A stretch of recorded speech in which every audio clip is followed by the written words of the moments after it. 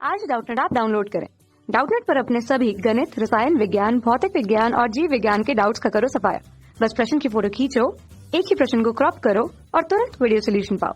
अभी डाउनलोड करें। नमस्कार दोस्तों, स्वागत करता हूं आप सभी का। आपका प्रश्न है, सरल घनी एकक सेल का समन्वय अंक 8 होता है, क्या यह कथन सत्य है अथवा असत्य है? ठीक है, ये हमसे पूछ रहा है। ठीक, तो आइए हम अपने प्रश्न के उत्तर को समझते हैं तथा इसकी कथन की सत्यता अथवा असत्यता की जांच करते हैं। ठीक है, तो सरल घनी एकक सेल, ठीक है, तो सरल घनी एकक सेल से तात्पर्य होता है सिंपल क्यूबिक, ठीक है ना, यूनिट सेल। सरल घनी, ठीक है ना, सरल घनी एकक सेल, ठीक है, तो इसको जो है हम सिंपल क्यूबिक यूनिट सेल कहते हैं। ठीक है ना, सिंपल क्यूबिक यूनिट सेल होती है हमारी। ठीक, तो इसमें जैसे कि हमसे पूछ रहा है समन्वय अंक, ठीक है, तो पहले हम ये समझ लेते हैं कि समन्वय अंक क्या होता है, यानी समन्वय संख्या क्या होती है। ठीक है, समन्वय अंक, ठीक है, तो ये जो समन्वय संख्या है इसको जो है हम उपसय संयोजन संख्या भी कहते हैं। ठीक है, तो ये जो हमारी उपसय संयोजन संख्या है या समन्वय संख्या है, ये हमारी कुछ इस प्रकार से परिभाषित है कि किसी परमाणु या आयन की निकटतम दूरी पर उपस्थित विपरीत आवेशित आयनों या परमाणुओं की संख्या को उस परमाणु या आयन की जो है वह समन्वय संख्या कहते हैं। ठीक है, तो आइए हम इसको लिख लेते हैं कि किसी परमाणु या आयन की निकटतम दूरी पर उपस्थित, निकटतम दूरी पर उपस्थित,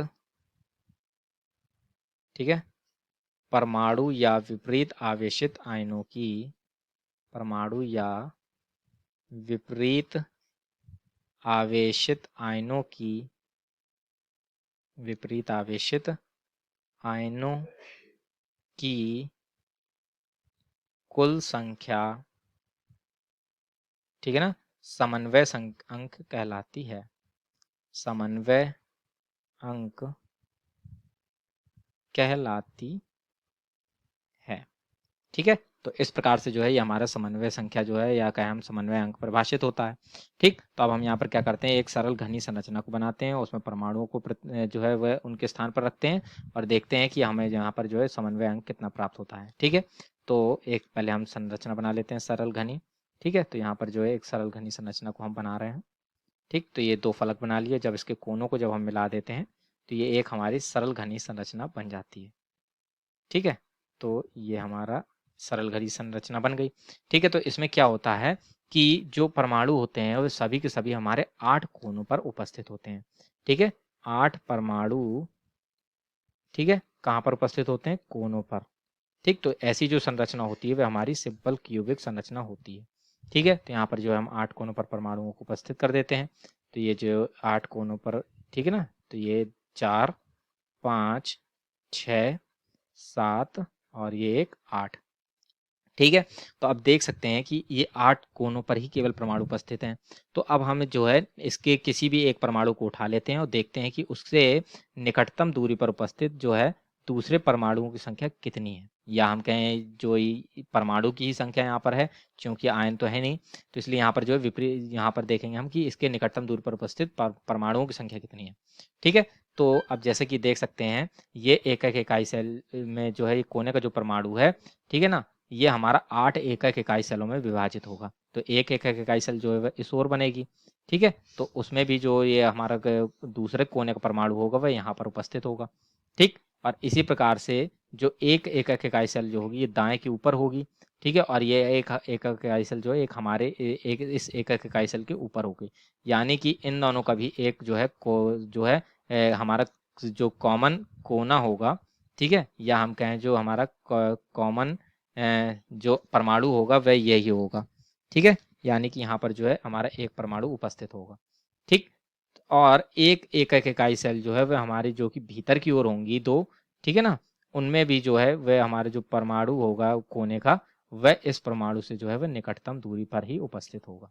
ठीक है, तो इस प्रकार से ये जो हमारे यहाँ पर बाईं ओर पर जो एक ये परमाणु है ये भी इससे निकटतम दूरी पर है, ये वाला परमाणु भी इससे निकटतम दूरी पर उपस्थित है, और नीचे वाला जो परमाणु है ये भी हमारे से निकटतम दूरी पर उपस्थित है।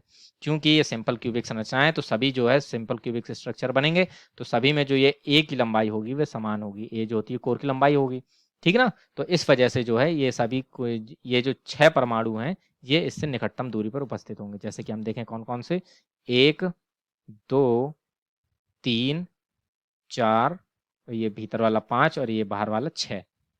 तो इस प्रकार से कुल 6 परमाणु जो हैं वे इस परमाणु से जो है निकटतम दूरी पर उपस्थित हैं।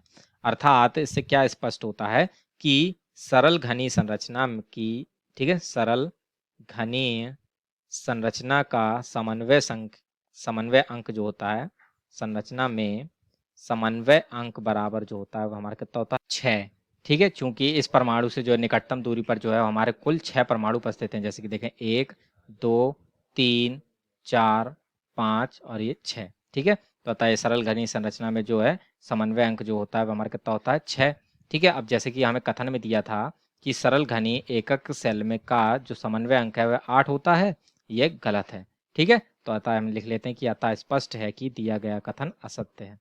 अतः स्पष्ट है कि दिया गया कथन असत्य है, ठीक है ना। तो इस प्रकार से जो है ये हमारे प्रश्न का उत्तर पूर्ण होता है। आशा करता हूं आप सभी को उत्तर समझ में आया होगा। धन्यवाद। कक्षा 6 से 12वीं से लेकर नीट, IIT, JEE वो एडवांस के लेवल तक 1 करोड़ से ज्यादा छात्रों का भरोसा।